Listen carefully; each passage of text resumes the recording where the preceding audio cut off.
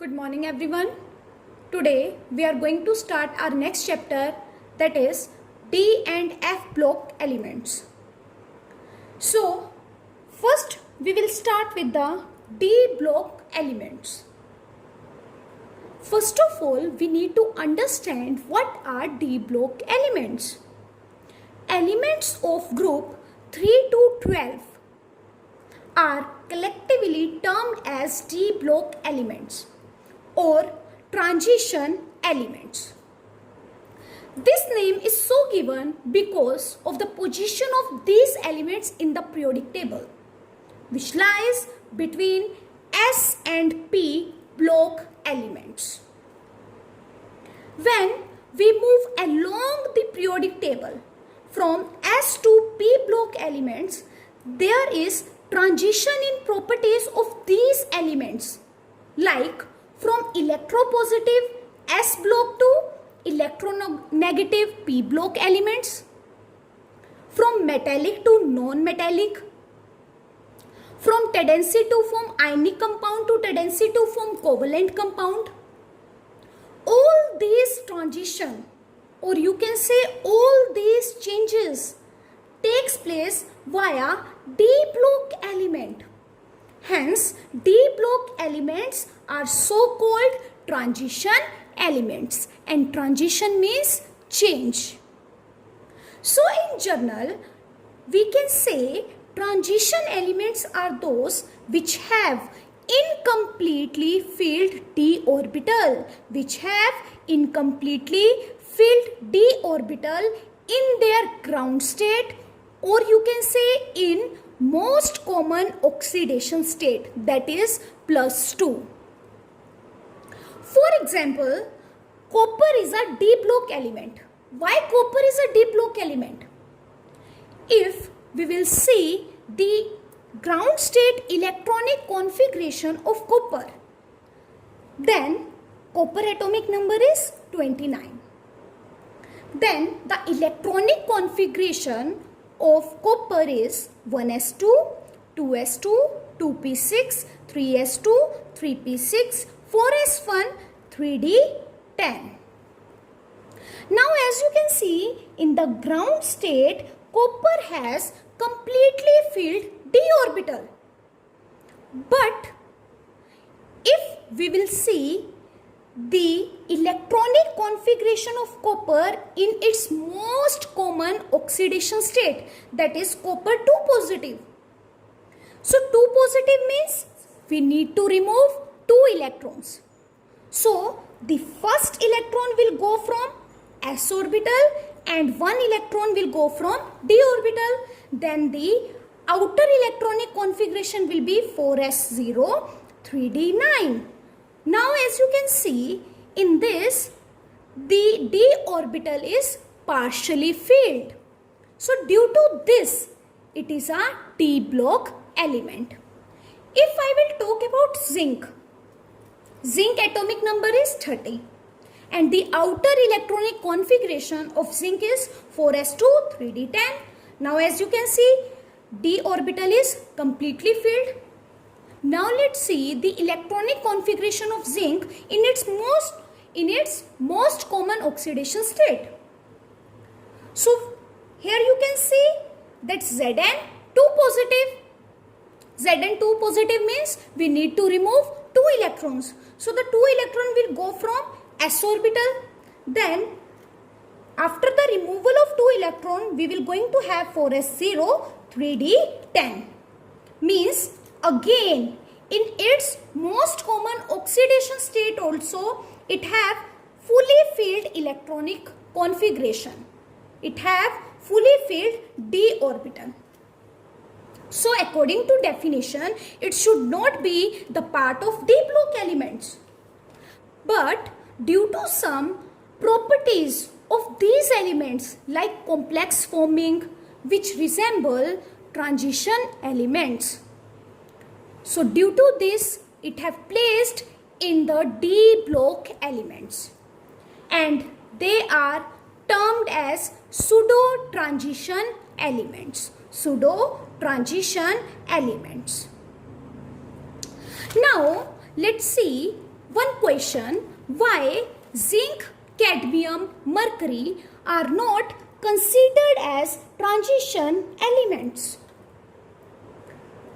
Now only we have studied because they have fully filled d orbital in their ground state as well as in most common oxidation state. They have fully filled d orbital. That is why they are not considered as transition elements. D block consists 4 series. First is 3D series, that is known as first transition series. Second is 4D series, that is known as second transition series. Third is 5D series, that is known as third transition series. And fourth is 6D series, that is known as 4D transition series. But our focus will be on 3D series. First transition series, or you can say 3D series, contain element from scandium to zinc. Scandium atomic number is 21 and zinc atomic number is 30. Whereas the second transition series contain element from yttrium, atomic number is 39, to cadmium, atomic number 48. Whereas 3D transition series, or you can say 5D series, contain element from lanthanum, atomic number is 57, to mercury, atomic number is 80. And 6D series contain element from actinium, atomic number 80, to copernicium, atomic number is 112. So these were the 4 series of D block elements. Now let's see the electronic configuration of 3D series. The general electronic configuration of D block element is N-1 D 1 to 10 and Ns 0 to 2. The first member of 3D series is scandium. Atomic number is 21. Second is tritanium. Atomic number is 22. Third is vanadium. Atomic number is 23. Fourth is chromium. Atomic number is 24. Fifth is manganese. Atomic number is 25. Sixth is iron. Atomic number is 26. Seventh is cobalt. Atomic number is 27. Eighth is nickel. Atomic number is 28. Ninth is copper. Atomic number is 29. And the last is zinc. Atomic number is 30. Again, scandium, tritanium, vanadium, chromium, manganese, iron, cobalt, nickel, copper, zinc. Now, let's see the electronic configuration. Our configuration will start from argon. Atomic number of argon is 18. 21 minus 18 is 3. So 3 electrons are left. So after argon, what we will write? 3d1, 4s2. 3d1, 4s2. Tritanium, argon, 4s2, 3d2. 18 plus 2, 20 plus 2, 22. Vanadium, atomic number is 23. So the electronic configuration is argon 3d3 4s2. Chromium, atomic number is 24 and the electronic configuration is argon 3d5 4s1. Now here is a exception. The electronic configuration of chromium should be argon 3d4 4s2. It should be this. But it is not. What is the electronic configuration of copper? That is argon 3d5 4s1. Now manganese, atomic number is 25 and the electronic configuration is argon 3d5 4s2.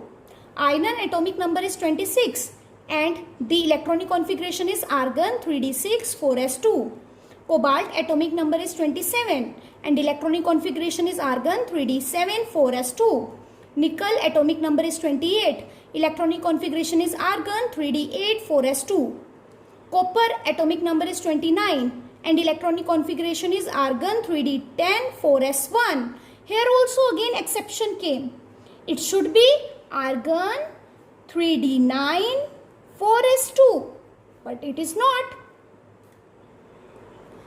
Last is zinc. Atomic number is 30 and the electronic configuration is argon 3d10 4s2. Now here is a question. Why copper and chromium has exceptional electronic configuration? Copper electronic configuration is argon 3d10 4s1 and chromium electronic configuration is argon 3d5 4s1. Now as you can see, in this the d orbital is completely filled and in this the d orbital is partially filled. So due to the gain of extra stability of fully filled and half filled d orbital, they are having this type of electronic configuration. Due to the extra stability of fully filled and half filled d orbital, they are having this type of electronic configuration. Now let's talk about the general characteristics of transition elements. First characteristic of transition element is all transition elements show metallic character such as conductivity, malleability and ductility. Second, the atomic radii are in between those of S and P block elements. Third, they have high melting and boiling point like metals.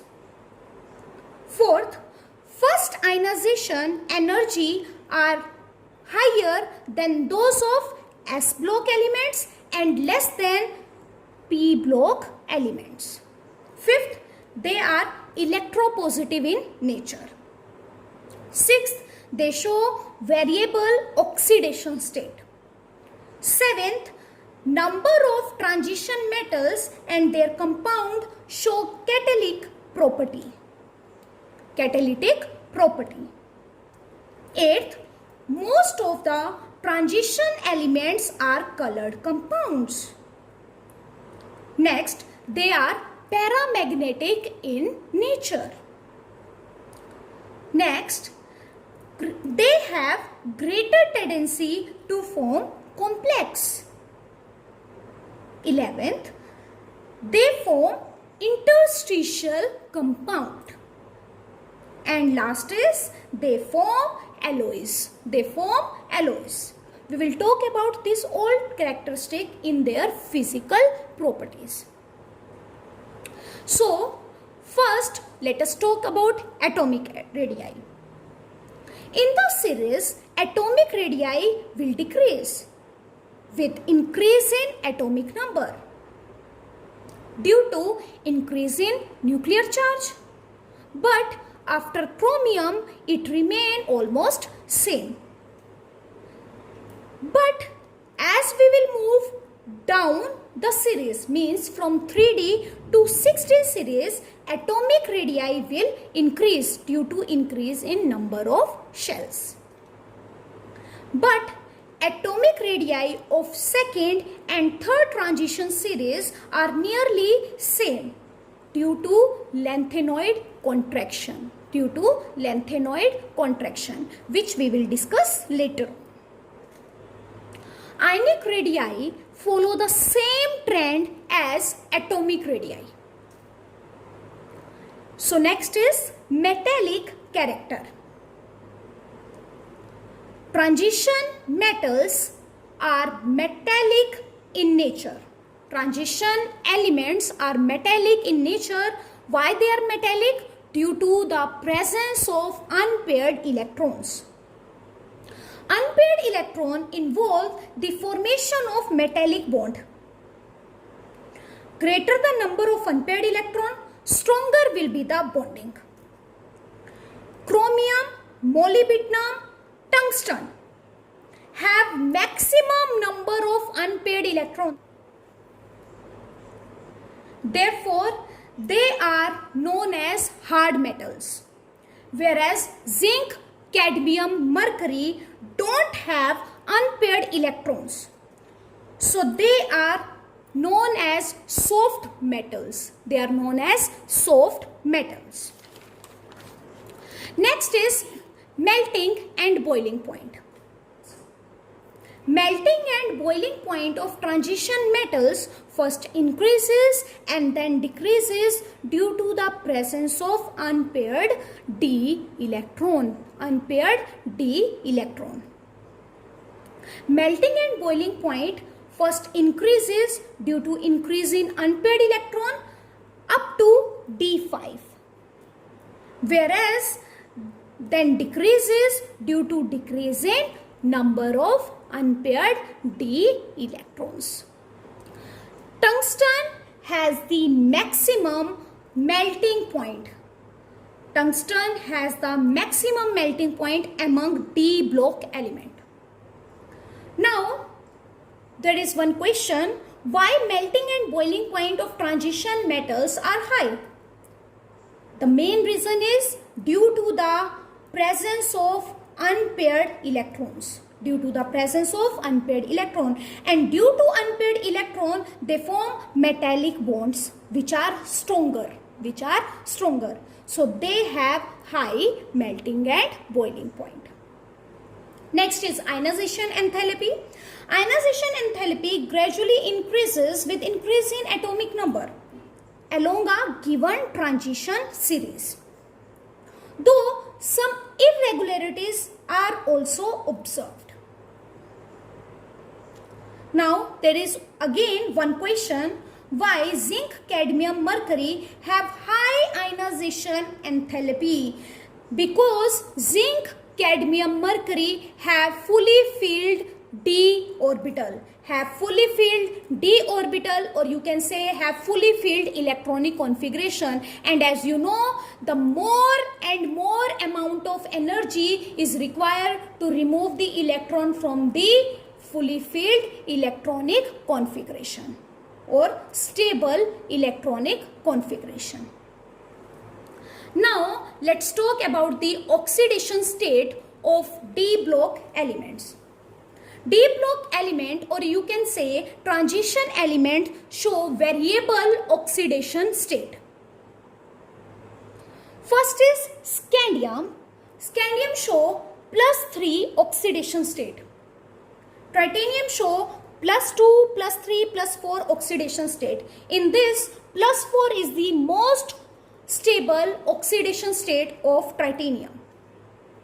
Vanadium show +2, +3, +4 and +5 oxidation state, and in this +4 and +5 is the most stable oxidation state. Show +2, +3, +4, +5 and +6 oxidation state, and in this +3 and +6 is the most stable oxidation state.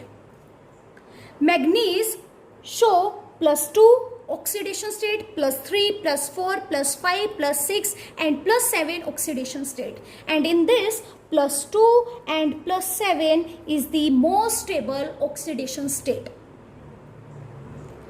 It is important to note down that manganese, in this whole series, manganese show maximum oxidation state. Manganese show maximum oxidation state. Next is iron. Iron show +2, +3, +4 and +6 oxidation state, in which +2 and +3 is the most stable oxidation state.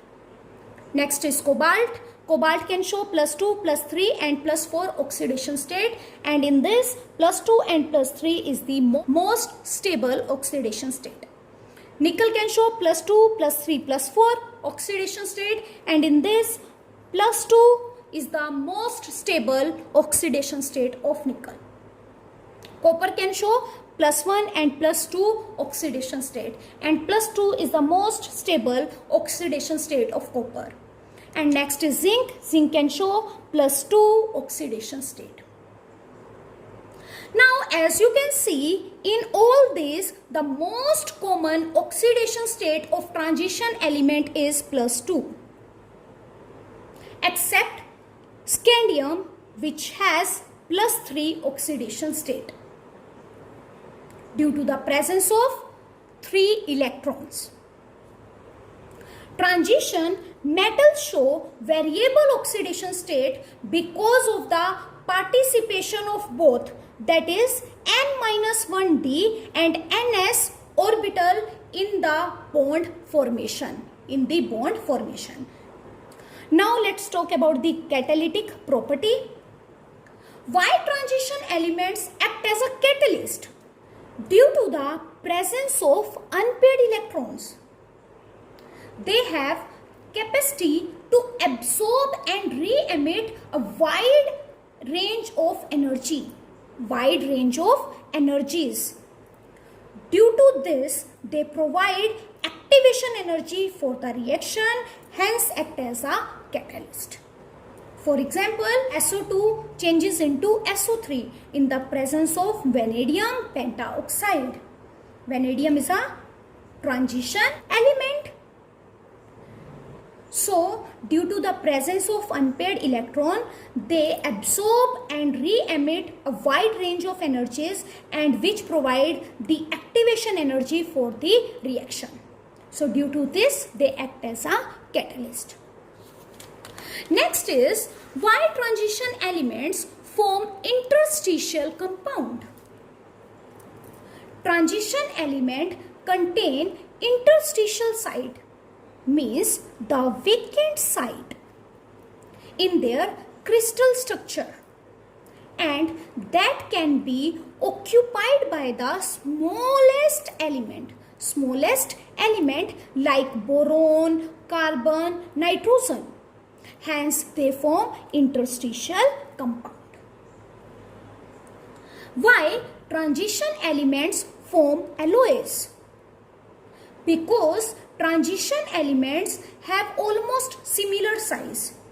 Due to this, one atom can be replaced by the another atom easily.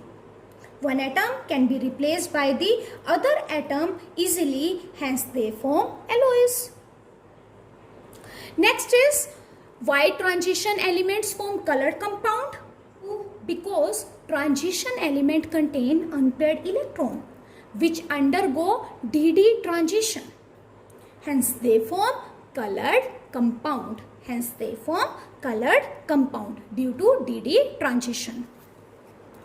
Scandium 3 positive plus titanium 4 positive have empty d orbital and they are colorless.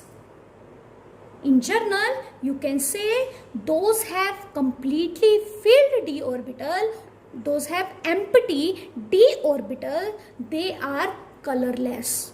Only those will be colored which contain unpaired electrons. Copper positive, silver positive, gold positive, Zn 2 positive, cadmium 2 positive, mercury 2 positive are colorless because of completely filled d orbital.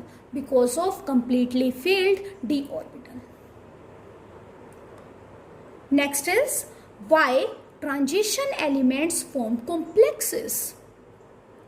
Transition element form complexes due to small size and due to the presence of vacant d orbital, they form this type of complexes. So I hope you have understood today's topic. So that's all for today. Have a nice day ahead.